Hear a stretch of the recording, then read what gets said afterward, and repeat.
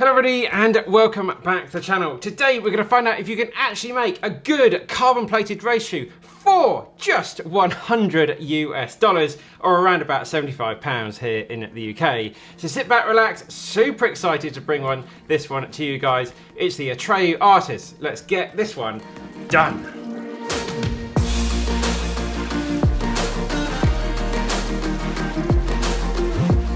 So as usual guys, we'll split this review up into 5 different sections. We're going to talk about the facts and figures of the shoe, a little bit about ATREYU as a company, and then we'll talk about the likes, the dislikes, and then a conclusion of if this shoe is going to go into my rotation. So feel free to skip around below if you want to check out a different section first. Right, let's get stuck in to the facts and figures.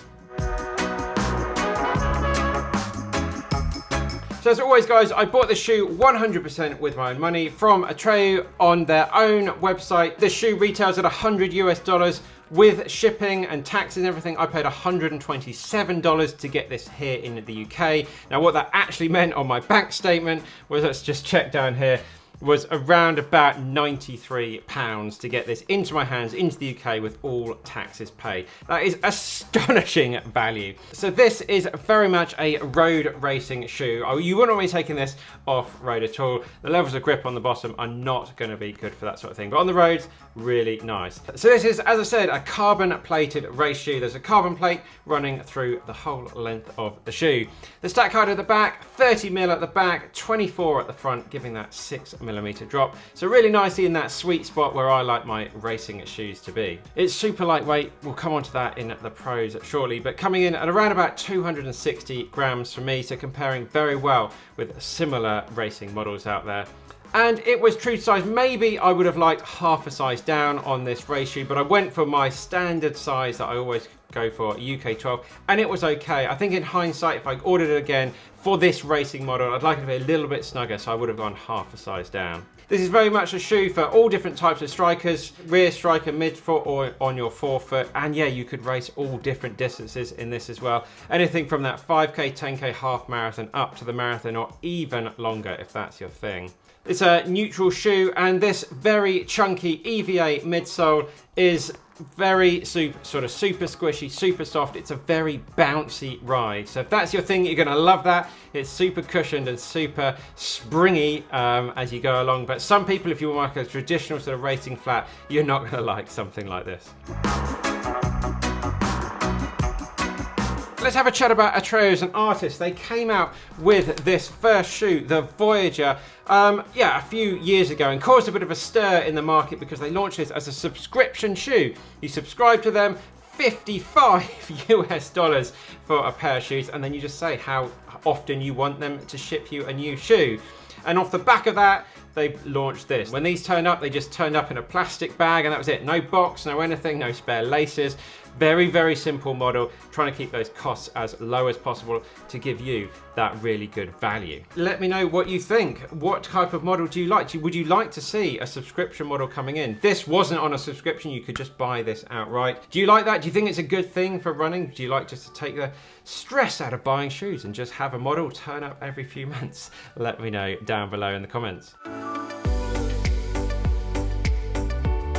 Right, let's talk about the positives. So the first one is that value. At £93 this cost me to get into my hands. It's going to be a little bit cheaper if you're already in the US at $100. Honestly, for a lot of the racing and running you're going to be doing, for a lot of people, you're just not going to be able to tell that much difference between this and the full-blown Nike shoes. If you just want an everyday shoe that you can do a lot of your easy mileage in, you can do your sessions, you can do some races in, but it's going to cover you for so many bases for such a small amount of money. It's just astonishing what they've managed to put into this package. So value like 10 out of 10, you just can't get anything better than that. Secondly, talking about speed and the performance you get from this shoe, it's really nice. It gets you running up on your midfoot and on your forefoot. Super nice, gets the legs turning over there, it feels responsive. And it's just a real joy to run in. It's so lightweight, you feel like you've hardly got anything on your feet at all. Now, of course, I'm going to say this is going to be a slightly faster shoe for you, But this is costing twice, 3 times the amount of money than something like this. Not everybody can afford to have these type of shoes in their life. And the value you're getting from this is, as I say, just astonishing. I've really enjoyed running it. I haven't felt it's all that slower than the Nike shoe. And I'd say it's actually even more comfortable for me than the Nike offerings as well. So yeah, absolutely mind blown by the performance and speed that you're getting out of this shoe. And my third positive is just the simplicity, how the company's set up. They've stripped out everything that you don't really need on a shoe and just left you with an all-out fast race shoe. As soon as they can sort of increase production to cope with the demand that this shoe is experiencing at the moment, you're gonna see this out there a hell of a lot more than we're seeing it at the moment. They don't have the marketing budget to sponsor professional athletes and things like that at the moment, but you are starting to see some of the professionals using this shoe out in their full-on marathons as well. So it's an exciting time for the company, exciting time for us to experience this type of value and performance that we're seeing from this shoe.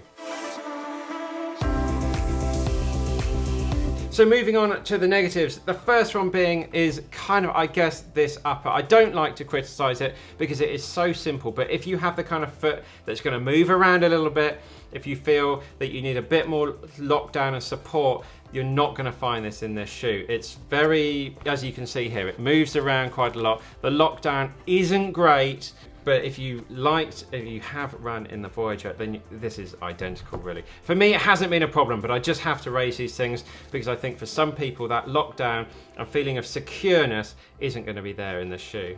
Secondly, durability in the long term.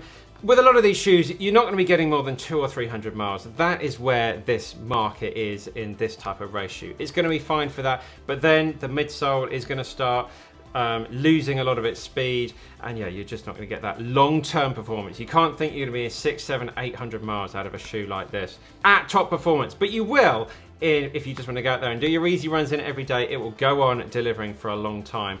The outsole does look very interesting to me.